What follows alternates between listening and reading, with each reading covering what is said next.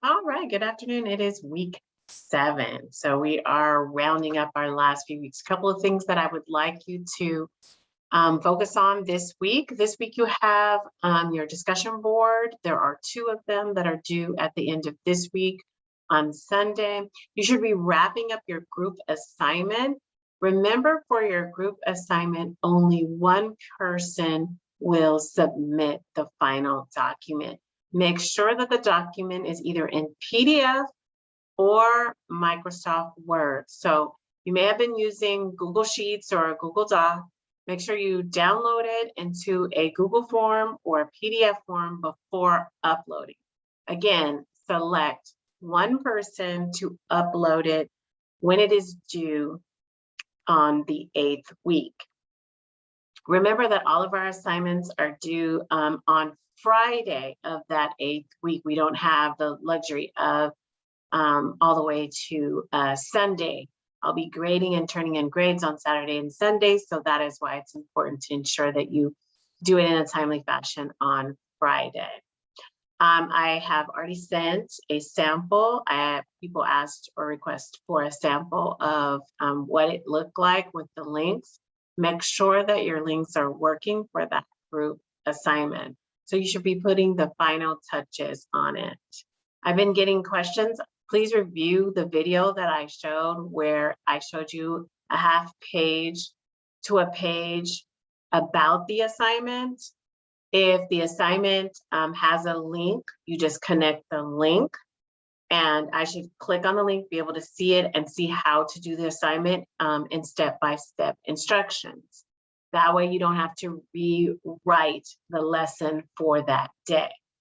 If you are creating something brand new, then I would need the directions for that particular lesson for that day. You are doing 7 days worth of the lesson. So I should have a link for all 7 days, a link, a half of a page to a page in regards to what is going to be done on that day, a summary of what is going to be done on that. The details, I click on the link for the details.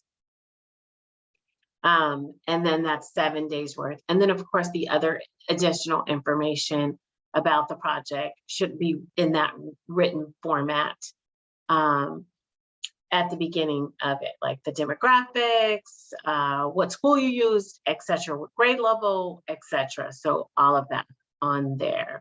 This week you were talking about the interventions for the community, and it talked a lot about community-based counseling and the competencies that were involved in that, which is coordination, consultation, advocacy, and case management. Some examples of this. All right, so community would be the how we connect with our community. Now at Hawthorne School District, we have MOUs with several different outside agencies.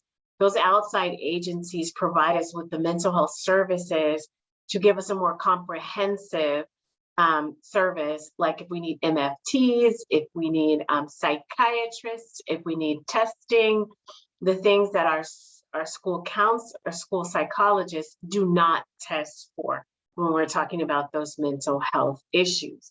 So that's where you coordinate, consult.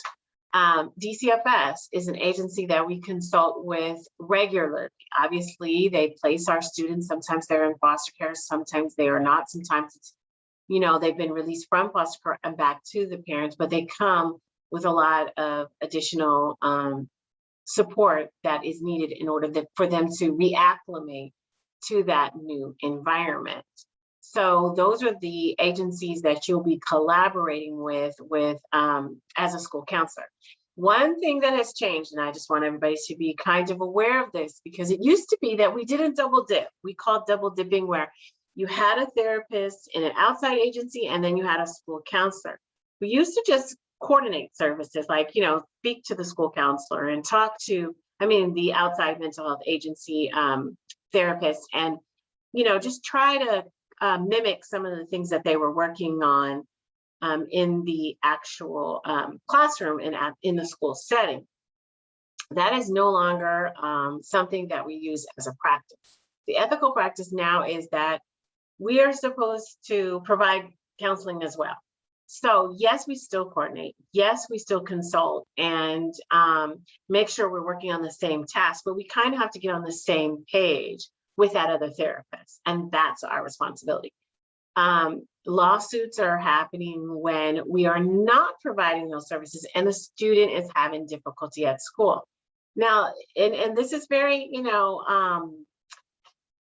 it's something that lawyers see differently than how we see. We can see a student getting good grades, but maybe being suspended. If they're suspended 3 or 4 times, lawyers feel that they need more counseling services through the school. So we need to ensure that we provide those on top of what the outside mental health agency is doing. So it's great if you have an MOU, like I have an MOU with D.D. Hirsch Mental Health Services, which is throughout Southern California, and they work specifically with me at the school. And so I try to send all of my students to them until he's full. Their caseloads end at about 7 to 10 because of all of the things that they have to do. So once you have 7 to 10 students, you kind of have to go to a different agency because they're full. And they will continue to service them. Now, what's different is they go into the homes, they see where there's a need, like if the parent needs counseling, and they make recommendations for those things that we just kind of gather information as school counselors, but we can't really go into the home, adjust the home so that the home life and the school life kind of, mesh and come together. So, those are different agencies that we coordinate these services with, and mostly it's, like I said, we're working with all these outside agencies to provide and help the students be as successful in our school setting as possible. Because many times we don't get the most out of them academically due to the fact that they're coming to us with heaviness and heavy burdens on them. So those are some of the things that we need to work with. We have to identify those barriers, provide services, and work with them. Many times students come with wraparound services, which they have a whole team of people working with the one particular student in the home, and then they also make visits to the school.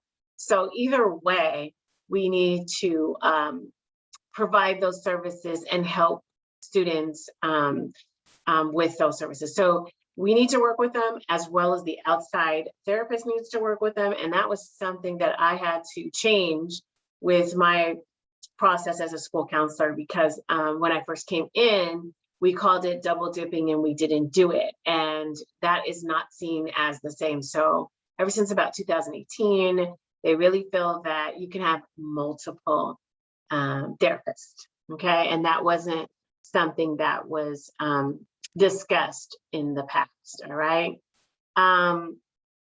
Another thing that they talked about was licensing. And one of the things, I'm gonna share my screen with you, because one of the things I like to share with counselors about is not too long ago, 2012, we were the last state to be able to become licensed professional clinical counselors. And many of our school counselors don't know about this next step. So this is the website, California Association for Licensed Professional Clinical Counselors. You can go on and become a licensed clinical counselor with just a school of counseling. It does require that you, here's the degree, here's the process, and you do have to do 3,000 supervised hours. But let me tell you, when you are working in a school district, that is easy to accomplish. So it's something that you can work on outside of your thing. And then it gives you a lot of additional, you can have a private practice. There's other things that you can do with this licensing that for the first time in 2012, it finally voted positively for us to be able to become licensed, which was huge for us because many of the school counselors were licensed in other states. So this is a great thing to have. So definitely make sure that this is something that you take a look at. This might be something that you're interested in the future, getting a license, being a licensed clinical counselor. It does require that you take exams. So there are two exams that the BBC requires for you to take, and in order to get that final licensing. But this is definitely something that you should take a look at and get involved in. In 2012, from 12 to 13, they had a grandfathering process for all those that were already school counselors, and they just had to do a couple of things, and then and not the coursework. You guys are doing the coursework now, so you would be doing it to help yourself. So here's what it allows, confirmation and qualification to treat couples and families, confirmation and qualification to supervise MFTs. So this is what the licensing would provide on top of you being able to be a school counselor. So it'd be like dual setting. I just wanted to share that with you because that's also something that they talk about in this chapter 14, about the different types of licenses that are out there for careers, and this is one that is something that I think that you would be interested in. All right, thank you so much. So remember, this is week 7, and the course is coming to a close.